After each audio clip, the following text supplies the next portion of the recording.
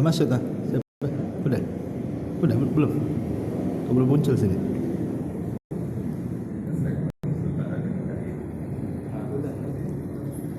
Belum muncul? Okey. Bismillahirrahmanirrahim. Assalamualaikum warahmatullahi wabarakatuh.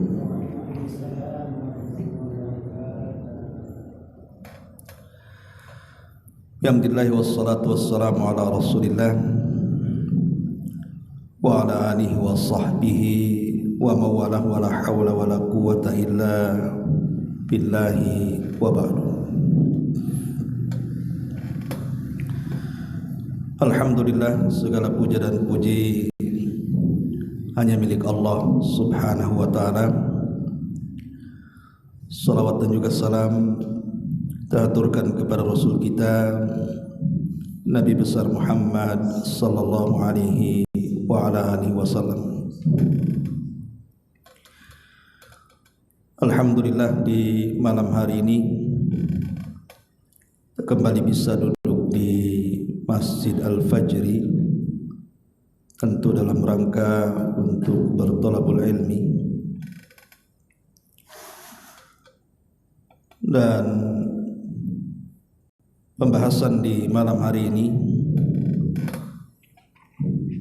kita membahas seputar keajaiban suara adzan. Ma'asyiral muslimin yang dimuliakan Allah subhanahu wa ta'ala,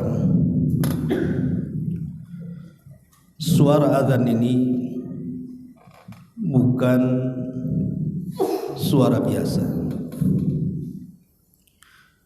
karena disebutkan oleh para ulama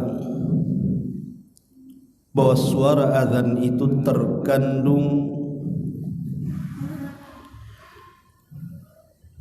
akidah kaum muslimin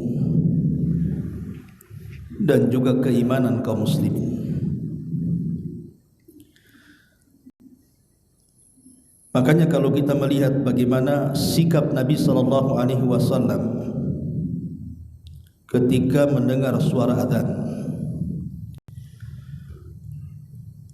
diceritakan oleh Ummul Mukminin Aisyah radhiyallahu anha, Nabi SAW itu kalau mendengar suara adzan, maka seolah-olah dia tidak mengenal istri-istri, karena langsung keluar menuju panggilan adzan. Bahkan dikisahkan dalam riwayat yang lain, Nabi SAW terbiasa tidur separuh malam atau 2/3 malam dan bangun di akhir malam. Kemudian Nabi SAW terkadang berbaring sejenak, tapi kalau dia mendengar suara adzan subuh, maka beliau seolah-olah terperanjat kemudian langsung menuju suara adzan. Itulah petunjuk Nabi SAW, karena kita tahu bahwa suara adzan itu bukan suara biasa. Makanya ketika Allah subhanahu wa ta'ala berfirman, wa man ahsanu qawlan mimman da'a ilallah, siapakah yang lebih indah suaranya dibandingkan orang-orang yang menyeru manusia ke jalan Allah subhanahu wa ta'ala. Ahli tafsir mengatakan bahwa ayat ini turun kepada para muadzin, kepada orang-orang yang menyuarakan adzan, bahwa tidak ada suara yang lebih indah dibandingkan mereka. Maksudnya di sisi Allah subhanahu wa ta'ala ya. Kalau di sisi manusia macam-macam, ada yang suka dengan adzan, ada yang tidak suka, kan begitu. Kadang-kadang ada yang mengeritik pula, ngapain orang itu jadi muadzin, suaranya falas katanya. Mungkin di hadapan manusia, tapi di hadapan Allah subhanahu wa ta'ala, suara para muadzin itu adalah ahsanu qaulan, seindah-indah suara. Ma'asyiral muslimin yang dimuliakan Allah subhanahu wa ta'ala, Al-Imam Al-Qurtubi rahimahullahu ta'ala yang dinukilkan oleh Al-Hafidh Ibn Hajar Al-Asqalani, beliau mengatakan bahwa ada beberapa perkara kenapa azan itu disyariatkan. Pertama, dukhulul waqti, untuk menunjukkan masuk waktunya salat. Kemudian yang kedua, ad-du'a'u ilal jama'ati, seruan manusia untuk berkumpul atau bersatu. Dan yang ketiga, makanatus salat, menjelaskan tentang kedudukan salat. Dan yang terakhir, idharus syairil Islam, azan itu dalam rangka menampakkan syiar-syiar Islam. Makanya Nabi SAW apabila menyerbu sebuah kaum, Nabi itu kalau menyerbu sebuah kaum maka menyerbu biasanya di waktu subuh. Kalau dia mendengar suara azan di kaum yang akan diserbunya, maka Rasul tidak akan jadi menyerbu kaum itu, menunjukkan bahwa kaum itu adalah kaum yang sudah beragama Islam. Tapi kalau tidak terdengar suara azan, maka Rasul akan menyerbunya. Dari sini sebagian para ulama mengatakan bahwa perbedaan negara Islam dengan negara kafir itu adalah suara azan. Jadi kalau di sebuah negara itu azan bersahut-sahutan, berarti negeri itu negeri Islam. Tapi kalau seandainya tidak ada suara azan di negeri itu, berarti negeri itu negeri kafir. Itulah sampai kemudian azan itu dijadikan syiar dari syiar-syiar Islam. Ma'asyiral muslimin yang dimuliakan Allah Azza wa Jalla, Umar bin Khattab radhiyallahu anhu saat tertusuk oleh seorang Abu Lulu Al-Majusi. Umar itu kan meninggal sebabnya karena ditusuk oleh seorang Majusi. Jadi saat Umar menjadi imam salat di waktu subuh, Abu Lulu Al-Majusi ini pura-pura salat di belakang Umar bin Khattab. Karena masjid di zaman itu kan gelap, lain di zaman sekarang kan nampak orang-orang yang salat di belakang itu. Tapi di zaman itu namanya masjid gelap kan tidak tahu orang salat di belakang itu siapa. Lah Abu Lu'lu ini berpura-pura salat di belakang Umar.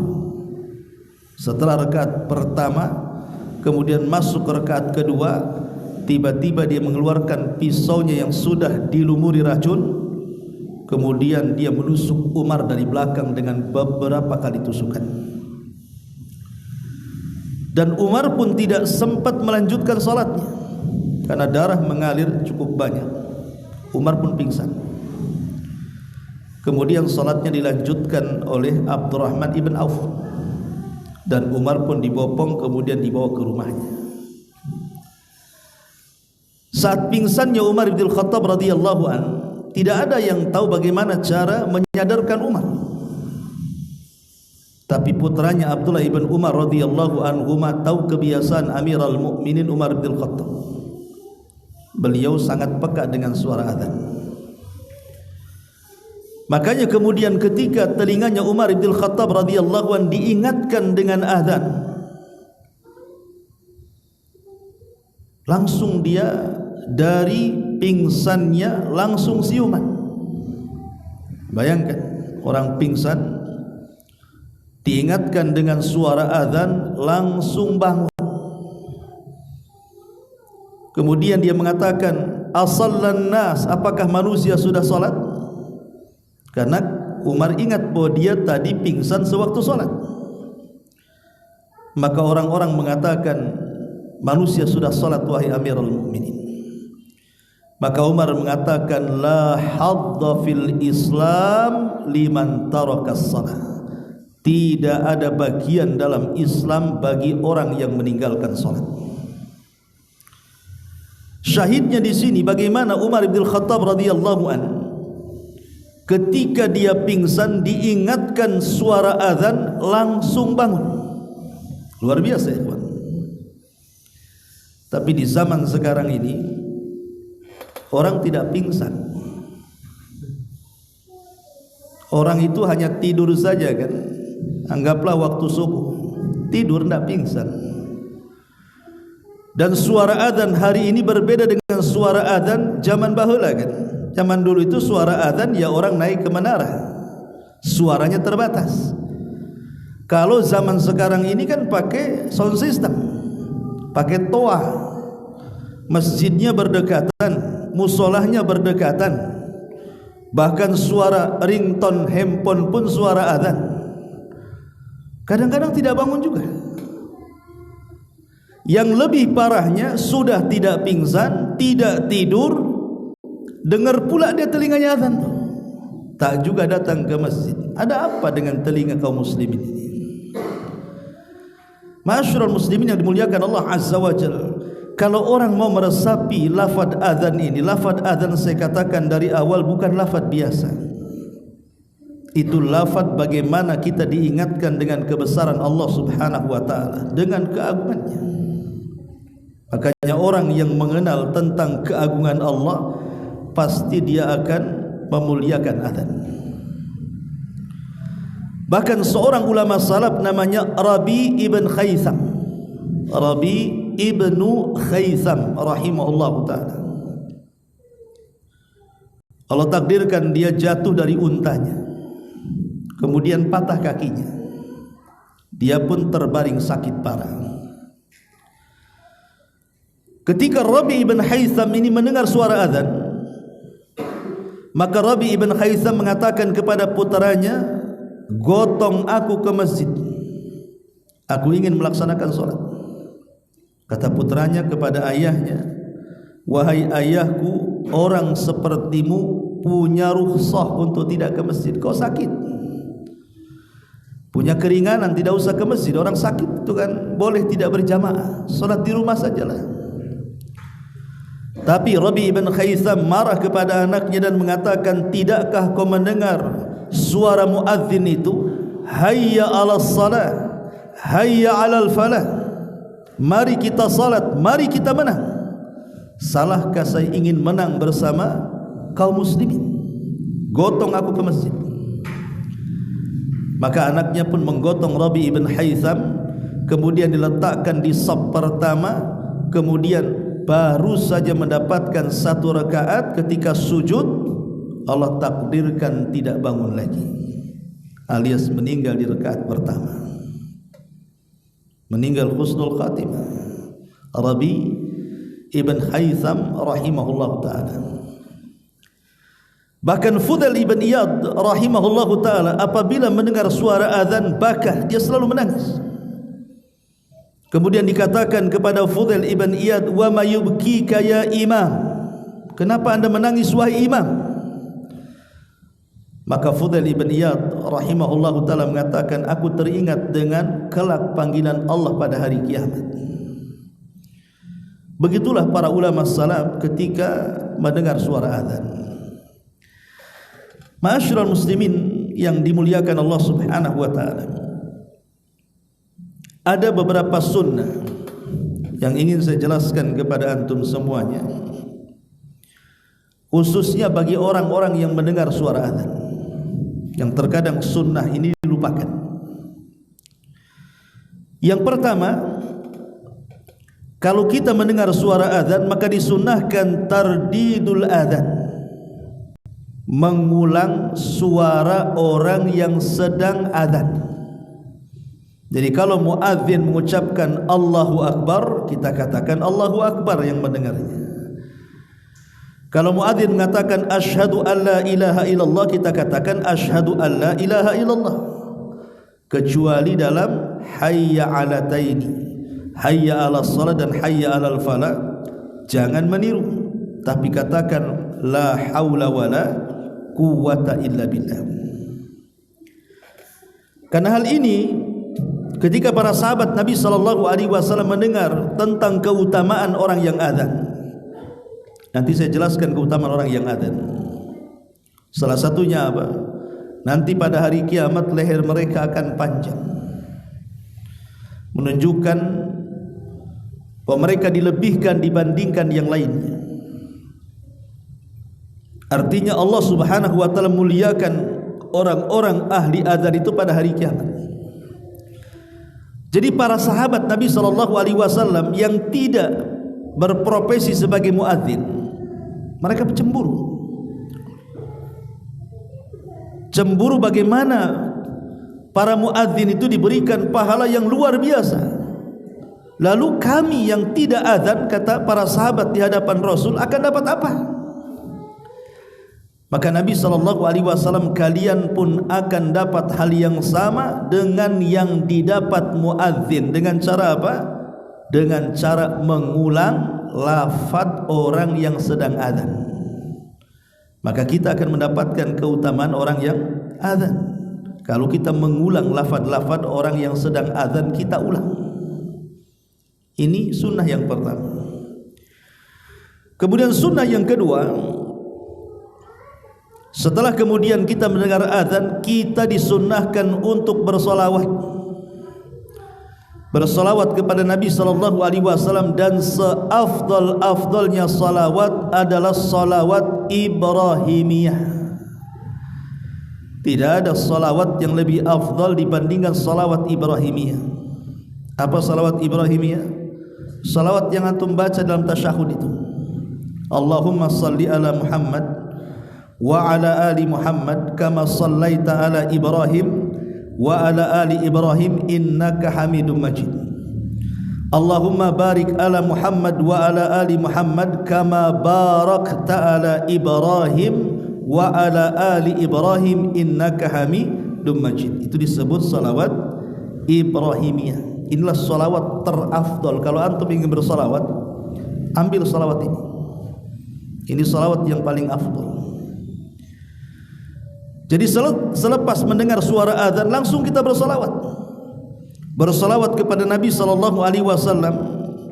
Karena Nabi sallallahu alaihi wasallam mengatakan, "Man shalla alayya salatan wahidatan sallallahu alaihi atau sallallahu alaihi biha asyran," kata Rasul.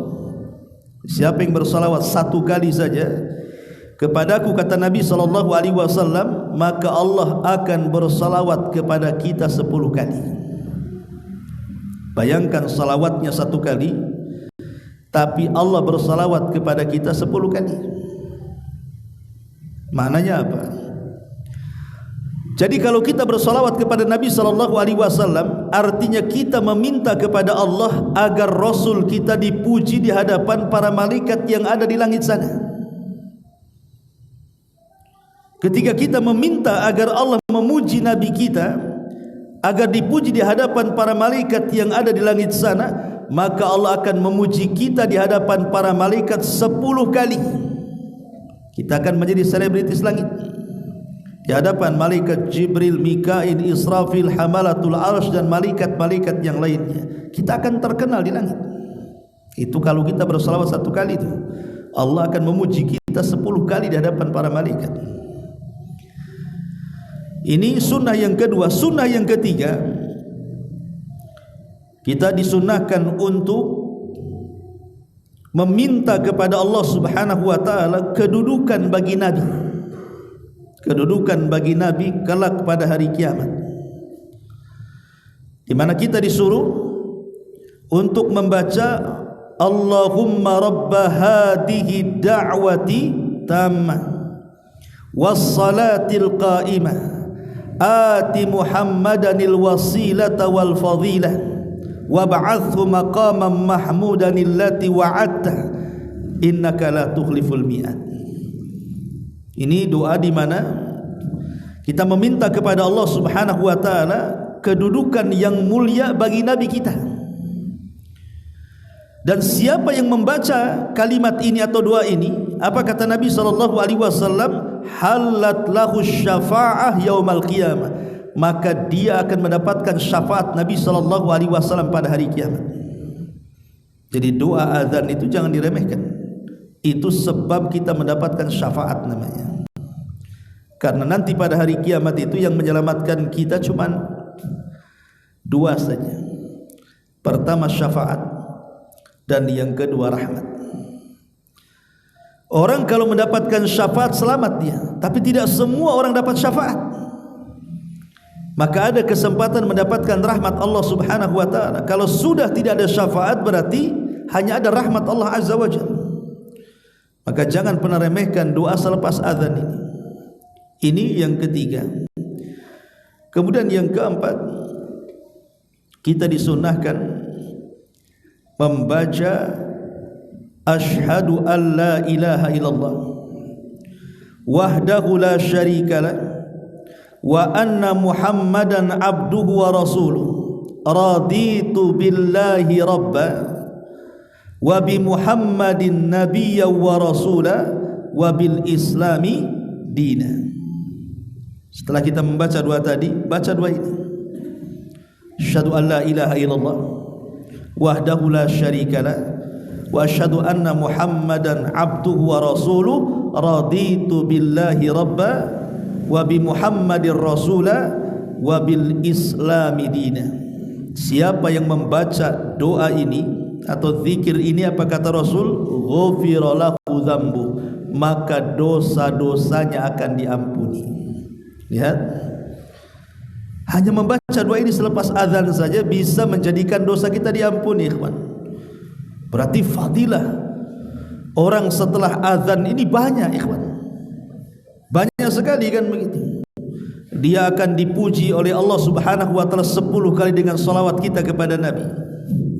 Kita akan mendapatkan syafaat Nabi sallallahu alaihi wasallam pada hari kiamat. Dosa-dosa kita pula akan diampuni oleh Allah Subhanahu wa taala.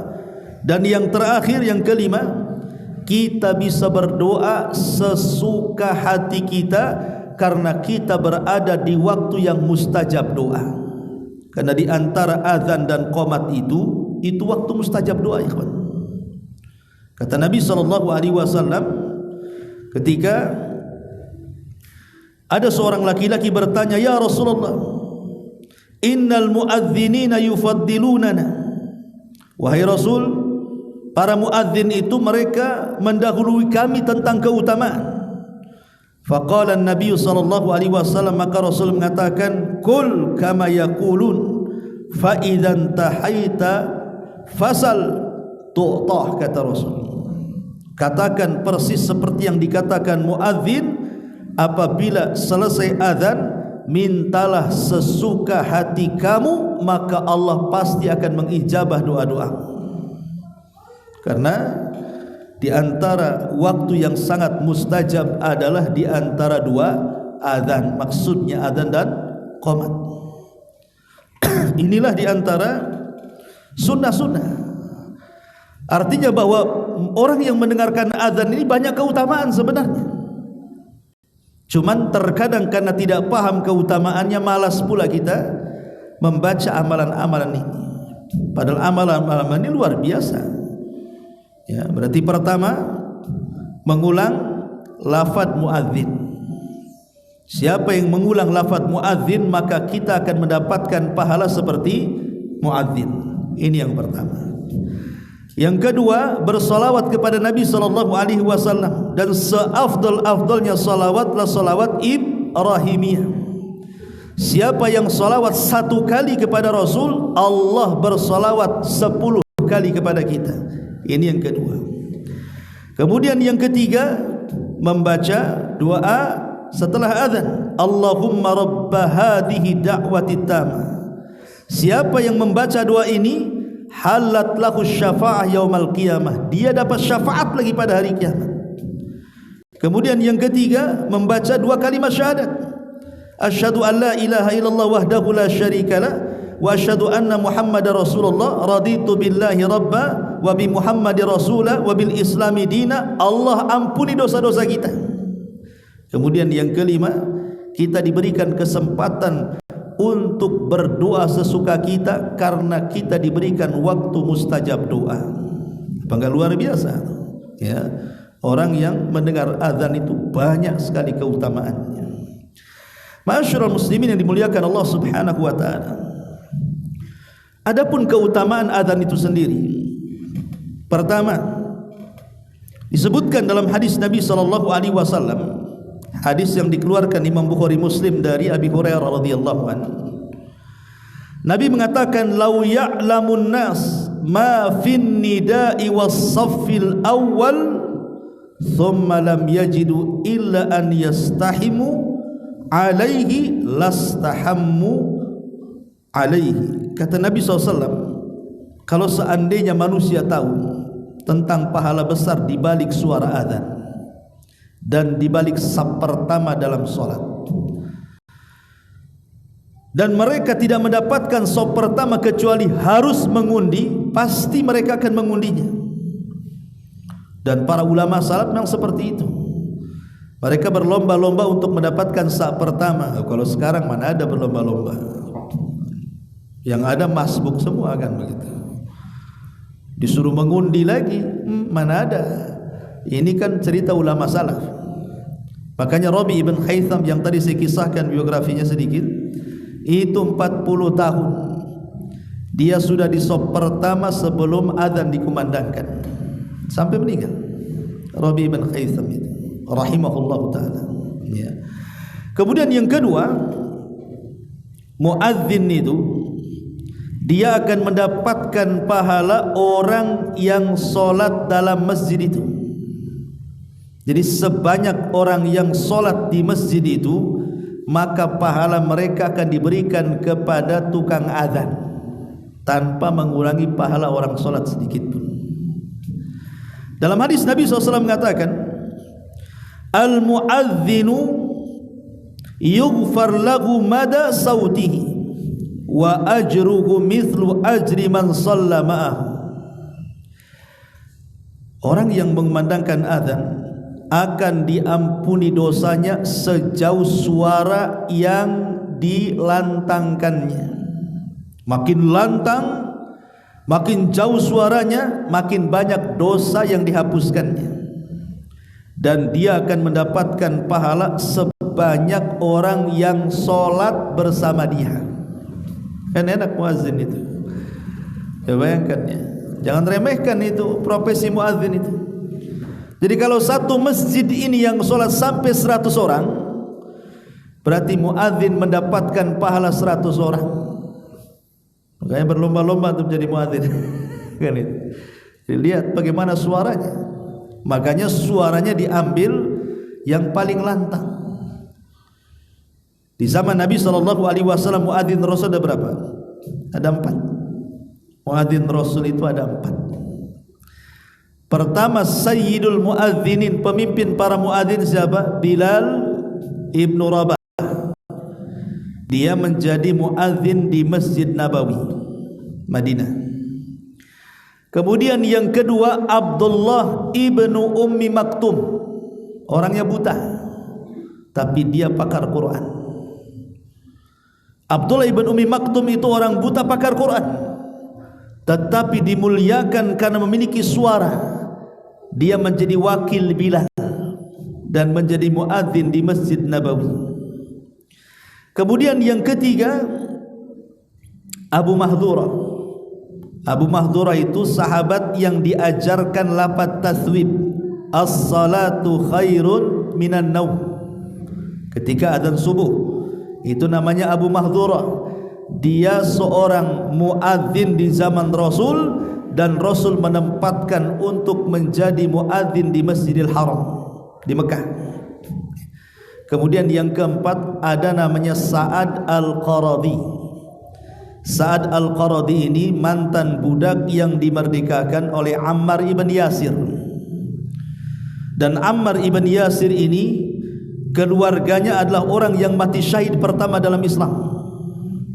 Ibunya Sumayyah dan ayahnya Yasir dibunuh Abu Jahal. Dan kedua orang tuanya adalah orang yang pertama syahid dalam Islam. Putranya namanya Ammar, punya budak yang dimerdekakan namanya Sa'ad Al-Qaradi.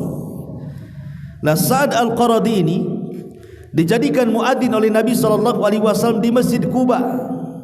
Dan Masjid Quba itu masjid yang pertama dibangun Nabi sebelum membangun Masjid Nabawi. Rasul hijrah dari Mekah ke Madinah, singgah di Kuba. Kemudian Rasul membangun Masjid Kuba, itulah masjid yang pertama dibangun. Kemudian setelah 3 hari Nabi sudah hanya meletakkan pondasinya, kemudian dilanjutkan oleh penduduk Kuba, baru Rasul kemudian pindah ke kota, kemudian membangun Masjid Nabawi. Lah di Masjid Kuba ini Nabi SAW meletakkan Sa'ad Al-Qaradi menjadi muadzin, dan empat-empatnya memiliki suara lantang. Bilal ibn Rabah, Abdullah ibn Umi Maktum, Abi Mahdhurah, dan Sa'ad Al-Qaradi maula Ammar ibn Yasir radhiyallahu anhu. Inilah para muadzin di zaman Nabi SAW. Tapi yang terkenal adalah Bilal ibn Rabah. Makanya sampai hari ini kalau muadzin hilang bukan disebut namanya, mana Bilalnya katanya. Kok tak ada Bilal di sini? Padahal namanya Udin, tapi dipanggil Bilal karena dia adalah pemimpin para muadzin. Bilal ibn Rabah radhiyallahu anhu. Kemudian yang ketiga, bahwa muadzin itu yughfar lahu mada sautihi. Jadi kalau dia yang nomor 2 mendapatkan pahala orang yang solat bersama dia, maka yang ketiga dia akan diampuni dosanya sejauh suaranya. Dan yang keempat, orang yang muadzin itu lehernya akan dipanjangkan pada hari kiamat. Maksudnya bukan lehernya kayak jerapah begitu, tidak. Ini sebuah kinayah bahwa dia diberikan kedudukan tinggi pada hari kiamat. Karena muadzin itu kan harus mengeluarkan suara. Terkadang saking melengkingnya suara, urat lehernya sampai mau patah kan itu. Makanya kemudian diunggulkan pada hari kiamat, kata Rasul, al-muadzinuna atwalun nas a'naqan yaumal qiyamah. Para muadzin itu adalah manusia-manusia yang paling panjang lehernya pada hari kiamat. Ada sebagian para ulama mentafsirkan ya memang panjang lehernya supaya mereka tidak tenggelam dengan keringat. Jadi kan nanti pada hari kiamat matahari didekatkan, kemudian ada yang tenggelam keringatnya satu lutut, ada yang satu pusar, ada yang satu dada gitu ya. Lah para muadzin kepala mereka tidak akan tenggelam karena lehernya panjang. Ada juga yang mengartikan secara hakikat, tapi ada juga yang mengatakan bukan secara hakikat. Maksudnya leher panjang pada hari kiamat itu maksudnya kedudukan yang tinggi pada hari kiamat yang tidak diberikan kecuali kepada para muadzin. Kemudian yang kelima, setiap yang mendengar muadzin maka mereka akan menyaksikan keutamaan yang luar biasa. Karena yang mendengar suara azan kan bukan manusia saja.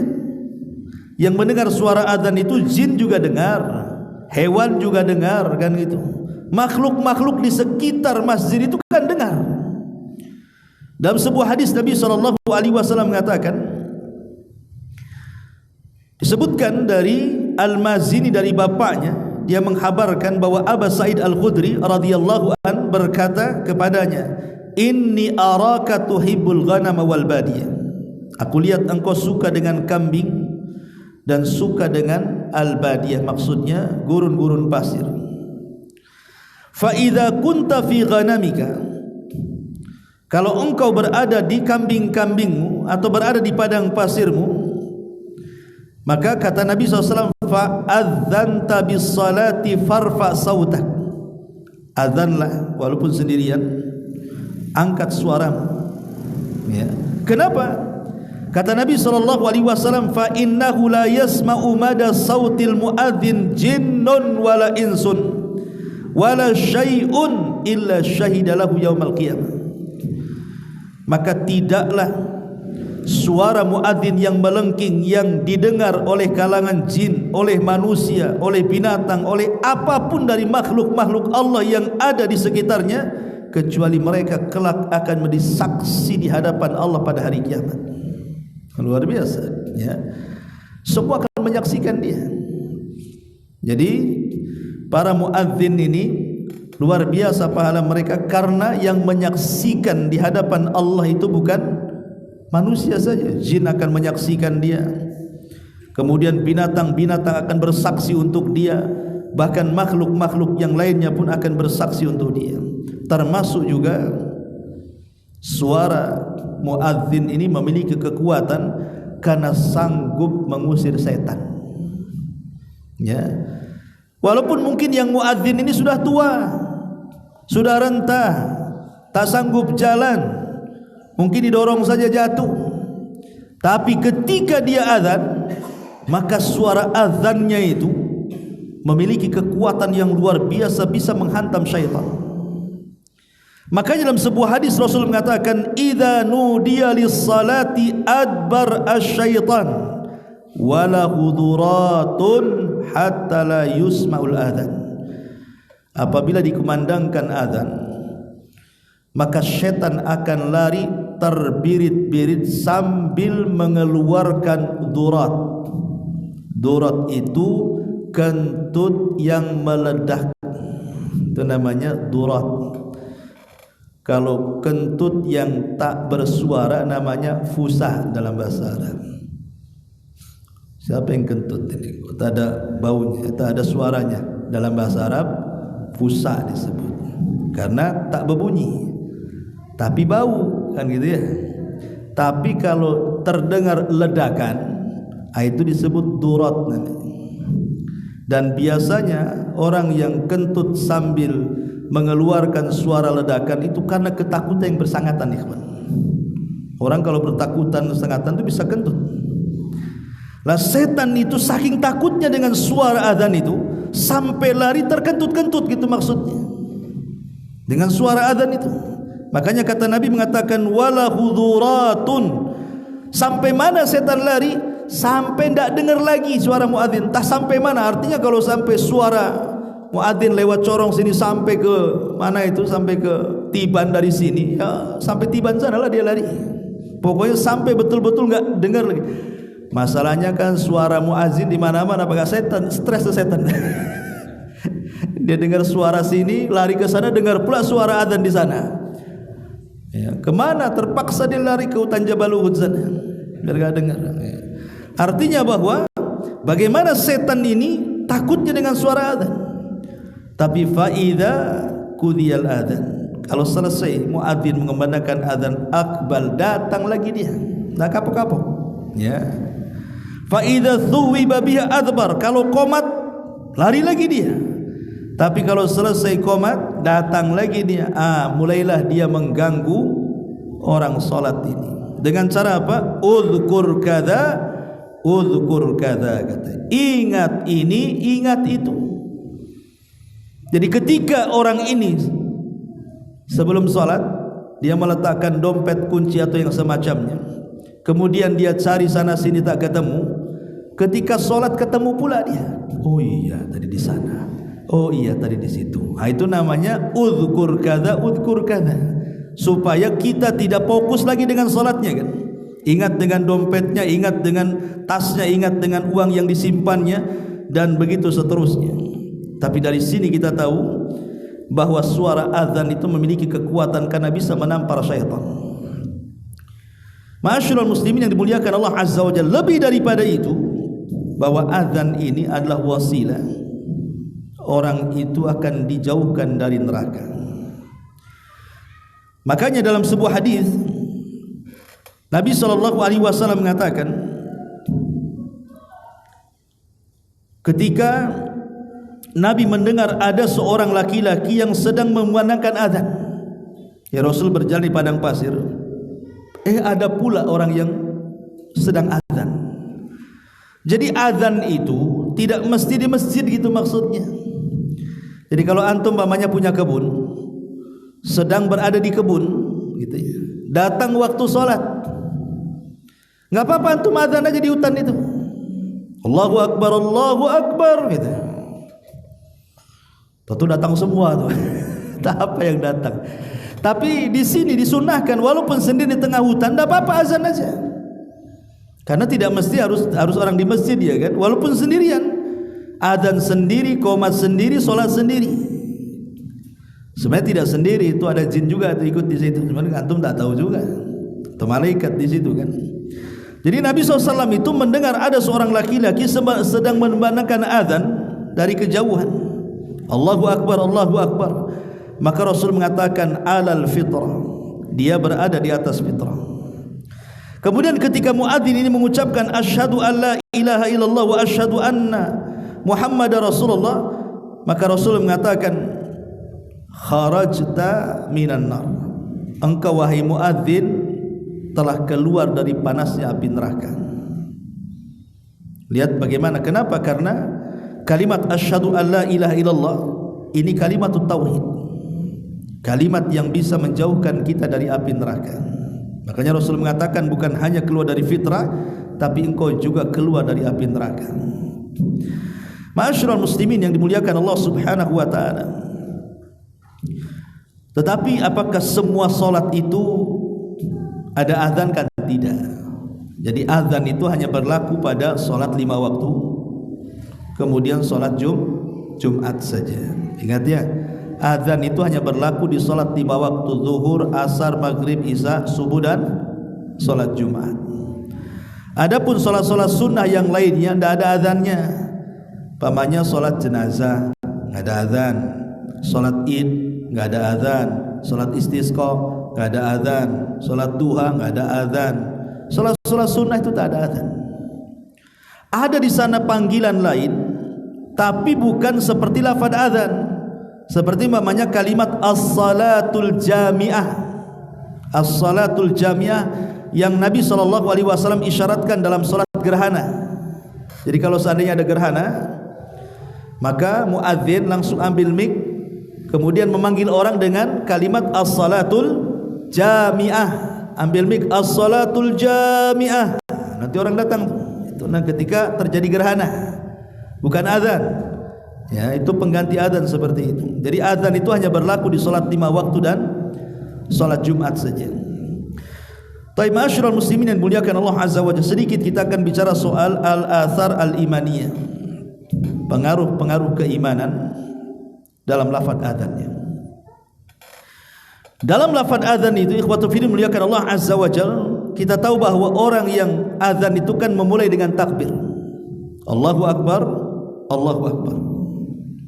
Umar bin Khattab radhiyallahu anhu mengatakan, qaulul abdi Allahu Akbar khairun minad dunya wa ma fiha. Kata Umar bin Khattab radhiyallahu anhu, ucapan seorang hamba ketika mengucapkan Allahu Akbar itu lebih baik daripada dunia dan isinya. Jadi kalimat Allahu Akbar ini bukan kalimat biasa, ya kawan. Karena itu kalimat mengecilkan kita di hadapan Allah.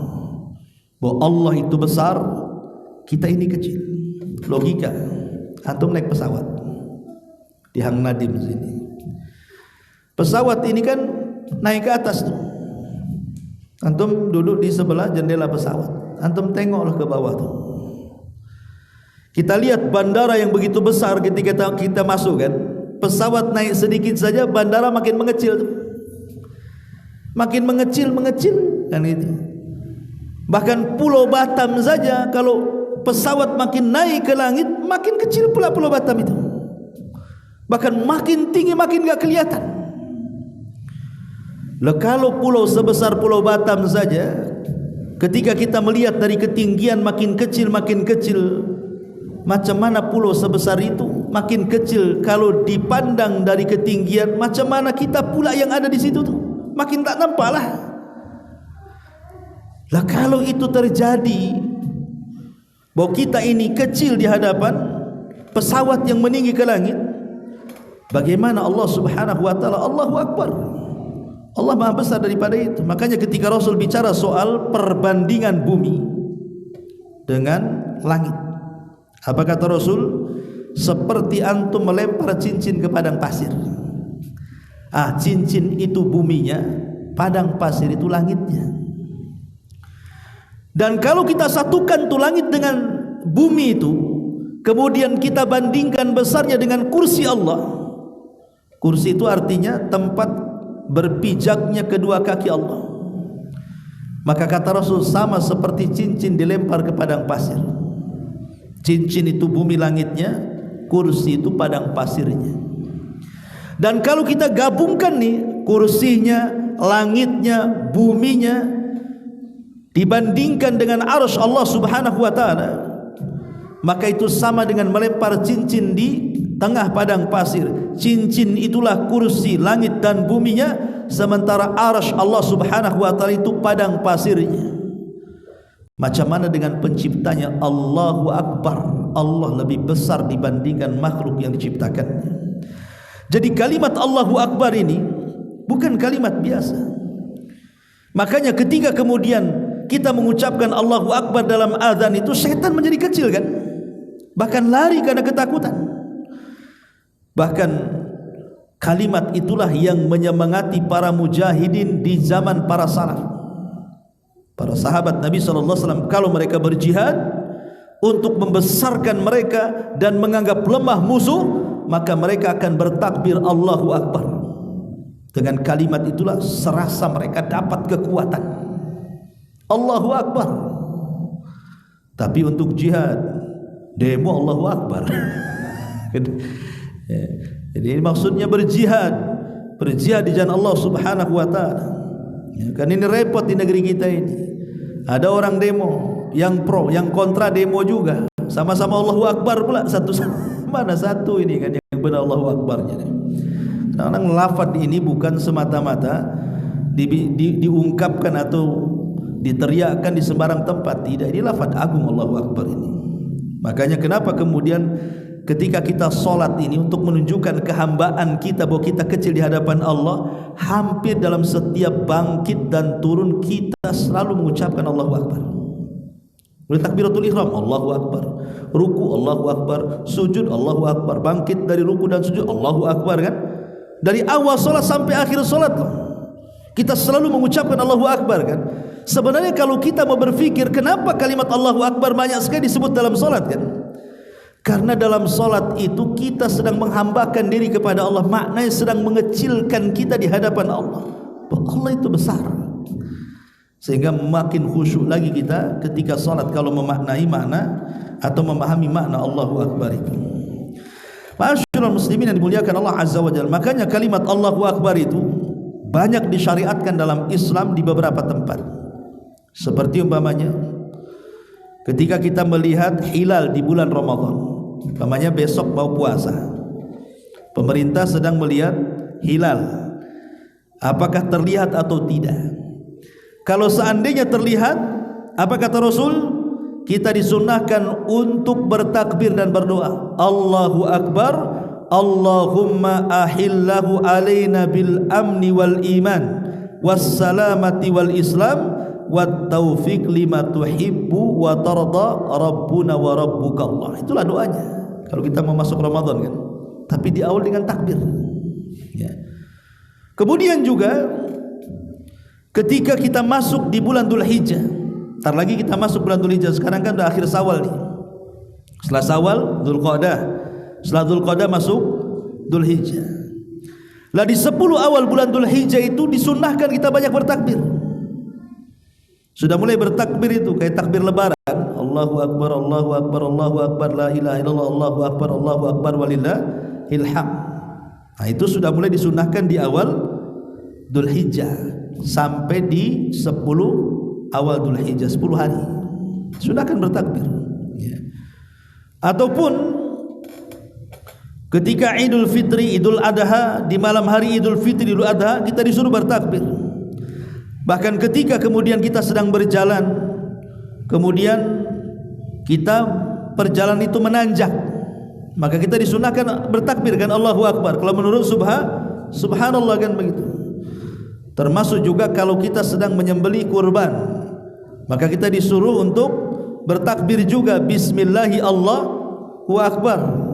Orang yang tawaf ketika memulai tawaf dari Hajar Aswad juga disunahkan bismillahi Allahu Akbar. Dan banyak tempat-tempat kita disunahkan untuk bertakbir. Bahkan ketika melihat kebakaran saja, kebakaran, kalau ada rumah kebakaran, maka kita disunahkan bertakbir Allahu Akbar ya. Kata Nabi SAW dalam sebuah hadis, apa kata Nabi SAW? Idza ra'aitumul hariq fakabbiru fa inna takbir yudfi'u. Kalau engkau melihat ada rumah kebakaran, maka bertakbir ya, sambil pakai air lah, takbir aja ya enggak padam-padam airnya. Apinya kan itu. Maksudnya sambil nyiram ke tempat api itu sambil bertakbir, karena takbir itu terkadang bisa memadamkan. Jadi kalau rumah kebakaran gitu ya, sambil bertakbir itu sambil dipadamkan dengan air, maka itu bisa memadamkan kata Nabi. Ya. Ma'asyiral muslimin yang dimuliakan Allah Subhanahu wa taala. Kemudian dalam azan juga ada namanya lafaz syahadatain. Lafaz tauhid, asyhadu an la ilaha illallah wa asyhadu anna Muhammadar Rasulullah. Lafaz tauhid ma'ruf, ya. Kalimat la ilaha illallah ini bukan kalimat biasa, ikhwan, tapi kalimat yang menyebabkan akhir seseorang kalau melafadzkan kalimat itu dijamin masuk surga. Man kana akhiru kalamihi la ilaha illallah dakhulal jannah.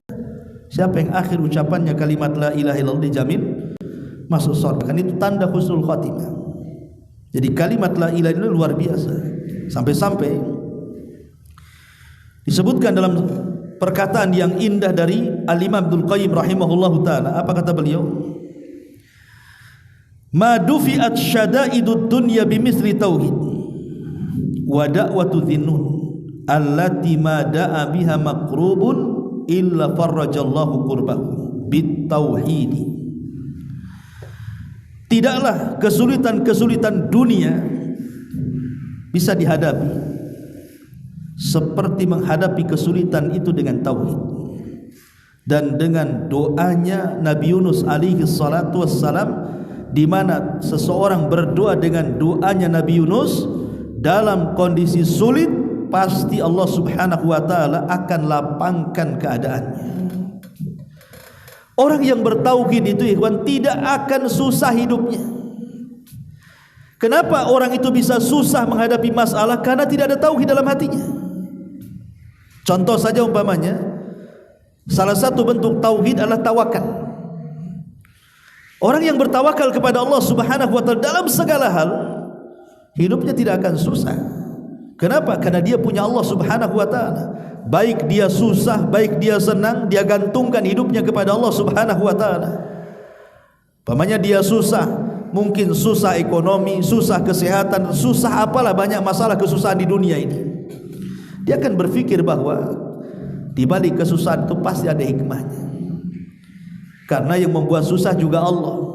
Tidak mungkin Allah itu akan menimpakan sebuah musibah di luar kendali kita, di luar hal yang kita tidak bisa menghadapinya. Pasti kita bisa menghadapinya.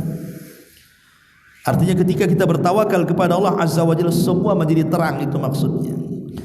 Kemudian juga dalam lafaz azan itu ada seruan untuk solat dan seruan untuk menang. Seruan untuk solat, karena memang solat itu adalah seafdol-afdolnya amal. Perkara yang pertama dihisab oleh Allah adalah solat. Bahkan solat itu bentuk munajat kita dengan Allah. Kita akan berjumpa dengan Allah itu di 4 tempat. 2 di dunia, 2 di akhirat. Pertama di dunia ketika solat, itu hakikatnya kita sedang berjumpa dengan Allah. Kalau anda hendak menjumpai Allah di luar solat, maka sulit berjumpa. Tapi kalau ingin berjumpa dengan Allah, solat, disitulah perjumpaan kita dengan Allah. Mana dalilnya? Allah mengatakan dalam Al-Quran, wa innaha lakabiratun illa alal khashin. Solat itu berat, ya berat, kecuali bagi orang-orang yang khusyuk, ringan. Siapa orang yang khusyuk? Alladzina yadunnuna annahum mulaqu rabbihim, orang-orang yang yakin dalam salatnya dia sedang berjumpa dengan Allah. Jadi salat itu hakikatnya sedang berjumpa dengan Allah. Makanya ketika kita mengucapkan surah Al-Fatihah, setiap ayat dalam surah Al-Fatihah itu Allah jawab. Jadi kalau kita mengucapkan alhamdulillahirabbil alamin, maka Allah akan katakan hamidani abdi. Kalau kita katakan Ar-Rahman Ar-Rahim, maka Allah akan katakan asna alayya abdi. Kalau kita katakan Maliki Yaumiddin, Allah katakan majjadani abdi. Kalau kita katakan iyyaka na'budu wa iyyaka nasta'in, maka Allah katakan hadza baini wa baina abdi wa li abdi ma sa'al, dan begitu seterusnya. Jadi setiap lafaz itu ada jawabannya itu. Seolah-olah kita sedang berdialog dengan Allah dalam salat kita itu. Makanya solat itu pertemuan kita dengan Allah. Disitulah kita bisa mengadukan semua perkara kita dengan Allah Subhanahu wa taala. Adapun seruan hayya 'alal falah, maksudnya keselamatan di sini ya keselamatan karena yang bisa menyelamatkan kita adalah dengan salat di dunia ataupun di akhirat. Dan Allah Subhanahu wa taala dalam azan juga kemudian diakhiri dengan takbir, kembali diingatkan tentang kehambaan kita di hadapan Allah bahwa ini kecil dan Allah itu besar. Kalau kita menganggap kecil Allah itu besar, maka pasti kita akan mengagungkan Allah. Sehingga tidak perlu ditanya lagi macam mana caranya saya khusyuk dalam solat wahai Ustaz. Maka cara khusyuk dalam solat itu agungkan Allah. Kalau kita sudah bisa mengagungkan Allah, maka tidak perlu bertanya bagaimana cara khusyuk dalam solat. Nanti khusyuk dengan sendirinya. Kalau orang mampu mengagungkan Allah Subhanahu wa taala. Wallahu a'lam bishawab. Inilah di antara faedah dari suara muadzin dan mudah-mudahan manfaatnya. Subhanallah bihamdika asyhadu an la ilaha illa anta astaghfiruka wa atubu ilaik. Allahu taala alam. Oh, ada pertanyaan. Boleh.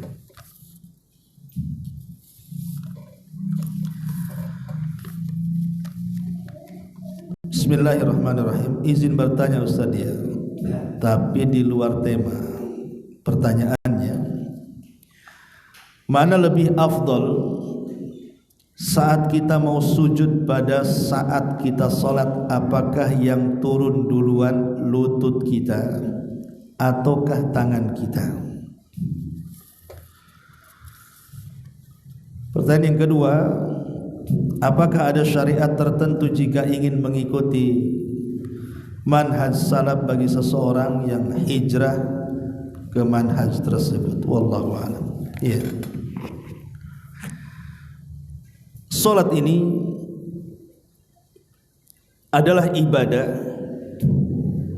yang dilakukan Nabi sallallahu alaihi wasallam bukan satu kali. Beda dengan haji. Kalau haji kan Rasul cuma satu kali saja seumur hidup. Hajinya Rasul itu cuma satu kali. Artinya ibadah yang dilakukan satu kali pasti tidak akan berbeda. Mau beda dengan yang mana satu kali aja kan gitu ya. Tapi kalau sholat itu ibadah yang dilakukan Nabi berkali-kali. Entah berapa kali Rasul sholat, entah ribuan kali Rasul sholat. Dan yang melihat Rasul sholat juga bukan satu sahabat, banyak sahabat. Sehingga kalau ada perbedaan dalam sholat itu wajar, karena Rasul ibadahnya berkali-kali. Dan yang melihat Rasul sholat juga banyak para sahabat. Sehingga ada sahabat yang melihat Rasul seperti ini, ada sahabat yang melihat Rasul seperti itu. Maka terjadilah ikhtilaf dalam sholat. Dan banyak ikhtilaf dalam sholat.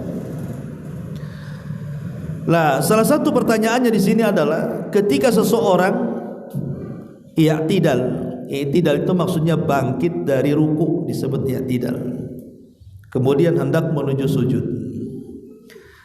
Apakah didahulukan tangan dulu baru kemudian kedua lutut, ataukah kedua lutut dulu baru tangan?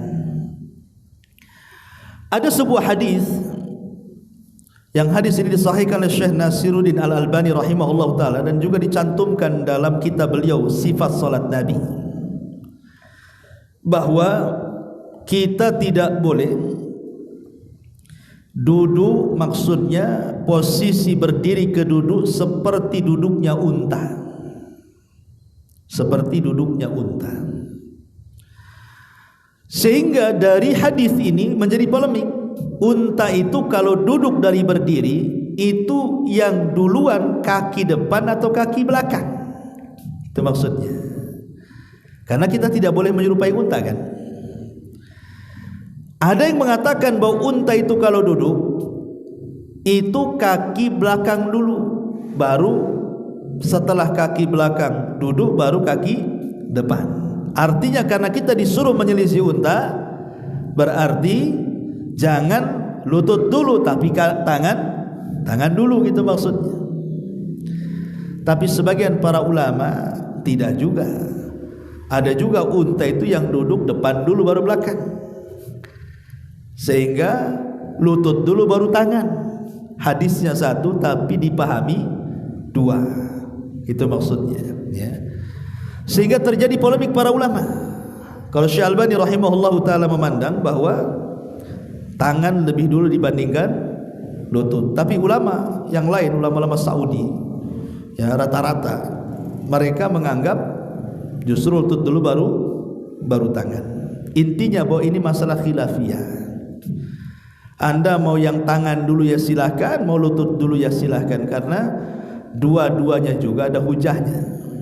Dan ini masalah furu, ya. Masalah furu itu al-amru fihi wasi, perkaranya luas, tidak boleh saling menyalahkan.